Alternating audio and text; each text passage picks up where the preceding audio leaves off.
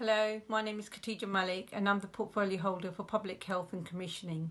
As the number of COVID-19 cases are increasing, it is important to take care of our loved ones.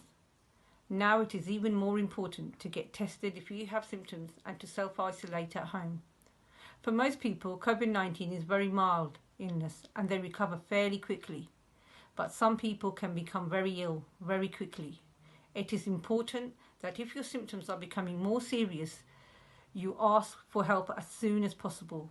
You can call 111 for help and guidance about your symptoms. You must phone 999 straight away if you are struggling to breathe, cough up blood, or very tired or confused. The health service has learned a lot about which treatments work with COVID-19 since the first wave. Getting the right help at the right time can save your life.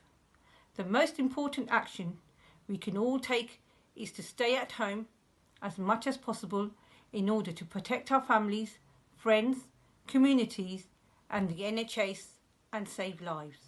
Thank you.